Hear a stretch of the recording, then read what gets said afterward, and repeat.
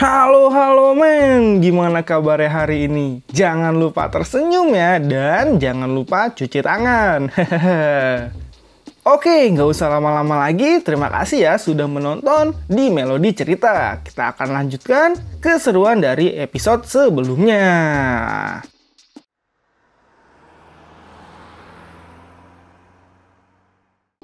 Oke kawan, kita mulai perjalanan imajinasi cerita ini. Aktifkan imajinasi kalian ya.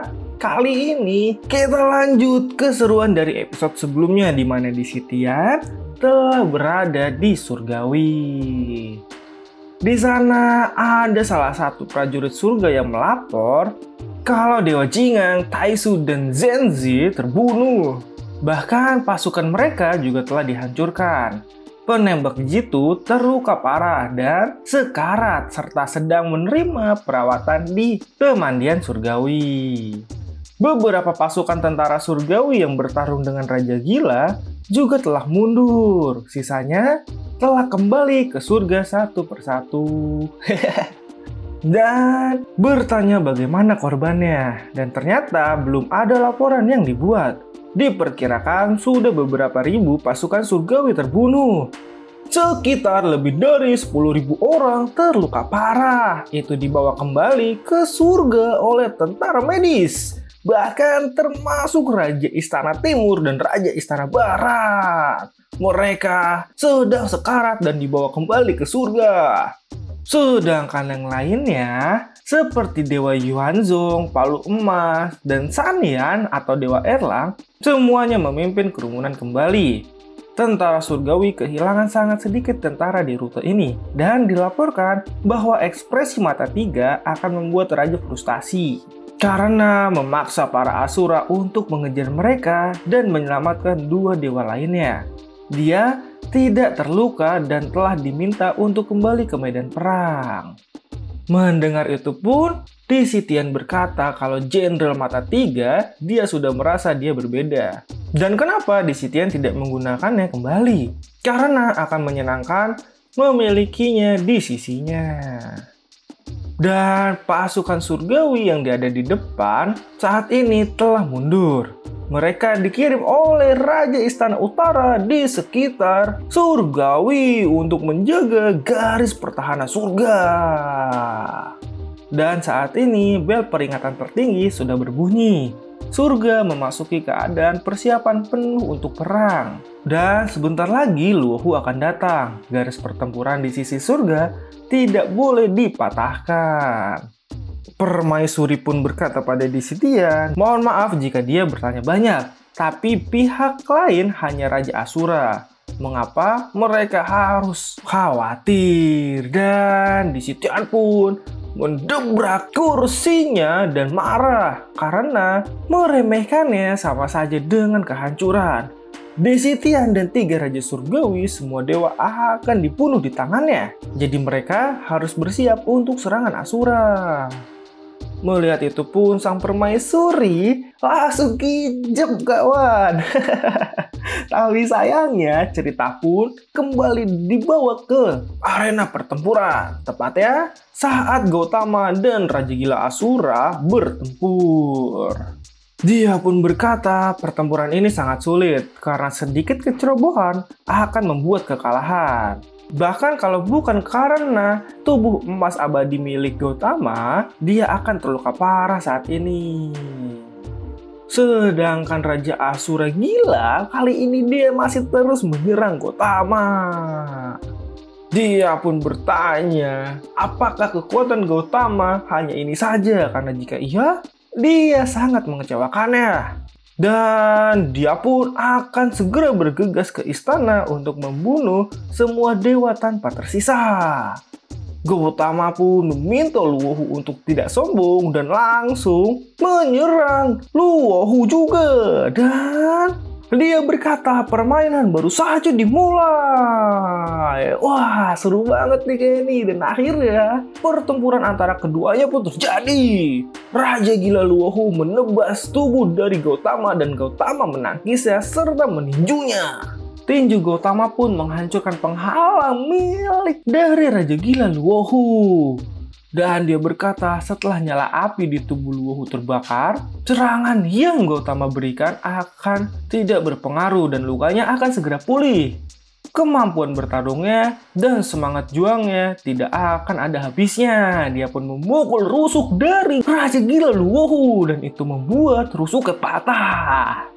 Tapi menurutnya, untuk mengalahkannya, harus menyerangnya dengan ganas. Jangan tinggalkan ruang bernafas untuk Luohu dan bam bam bam.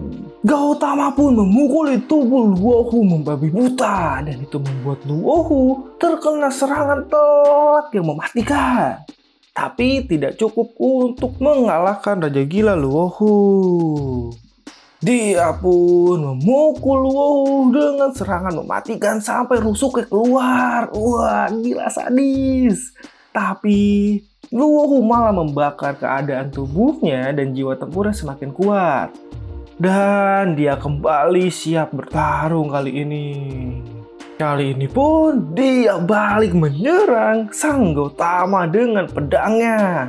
Tebasan iblis itu pun melukai tubuh Gautama. Bahkan serangannya lebih dari sebelumnya, semangat bertarungnya semakin bertambah. Dan Luohu pun meluncur ke arah Gautama dan menebas pedangnya ke tubuh Gautama dan serangannya benar-benar melukai Gautama. Pisaunya sangat berat dan kecepatannya meningkat. Dia pun terus-terusan ditebas oleh Luohu. Dan nampaknya kali ini Gautama benar-benar kesulitan melawan Luohu. Dia pun berkata, dia mulai memahami dilema sang kaisar dan raja-raja surgawi. Ternyata Luohu memang bukan lawan yang sembarangan. Luohu pun menendang sang Gautama kali ini. Dia berteriak, dia menunggu lawan sepertinya. Dia membuatnya lebih tinggi dan lebih kuat. Kemampuan Gautama benar-benar tidak berujung. Jadi biarkan Luohu naik ke puncak yang lebih tinggi dengan melawan sang Gautama. Dia pun melawan Gautama lagi dengan serangan brutal. Gautama yang melihat itu pun berkata, kali ini Luohu benar-benar penuh kebencian dan amarah.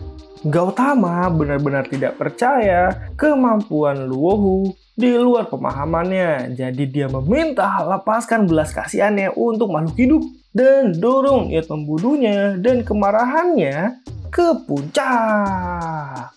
Dan Gautama pun membangkitkan kekuatannya yang lebih besar.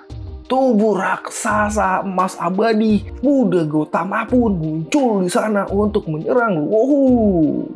Tapi Luohu pun tidak gentar sedikit pun.